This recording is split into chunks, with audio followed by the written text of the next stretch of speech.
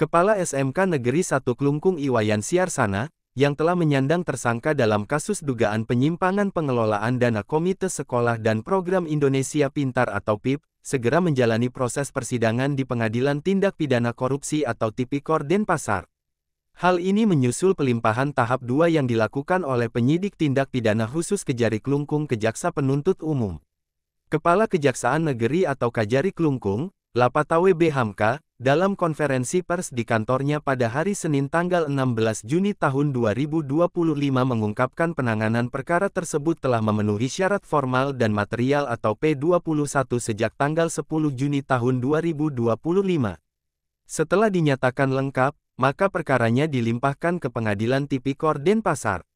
Didampingi Kasipitsus Putu Iskadi Kekeran, Lapatawe menambahkan dalam proses penyidikan kasus yang melibatkan dana Komite Sekolah tahun anggaran 2020 hingga 2022 ini, Kejari Klungkung berhasil menyelamatkan kerugian negara sebesar Rp228 juta lebih.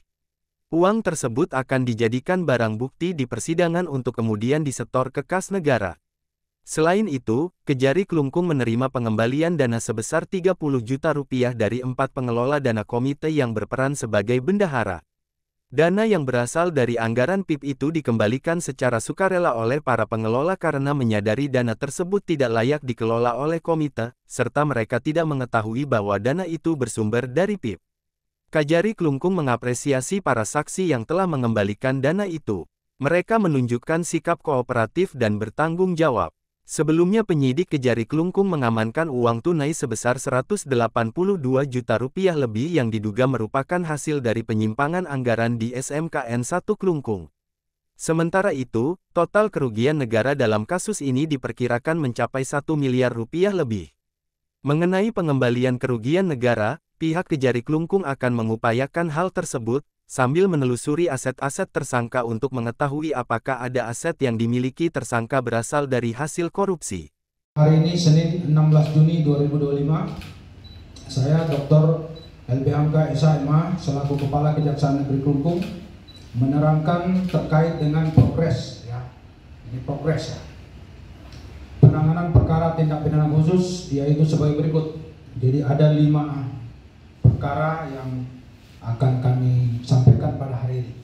Yang pertama, terkait dengan penanganan perkara dugaan penyimpangan pengelolaan dana komite pada Sekolah Menengah Kejuruan SMK Negeri 1 Klungkung tahun 2020-2022, di mana pada hari ini perkara tersebut dilaksanakan penyerahan tersangka dan barang bukti, ya, dari penyidik tindak pidana khusus kepada penuntut umum bidang tindak pidana khusus. Jadi sudah tahap 2 istilahnya kita, ya.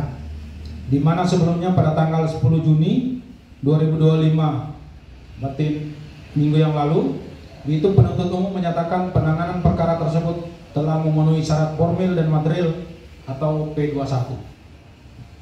Jadi setelah penuntut umum menyatakan P21, maka penyidik tindak pidana khusus melakukan penyerahan tersangka dan barang bukti atau tahap 2, meskipun di lingkungan kita juga, tapi administrasinya seperti itu.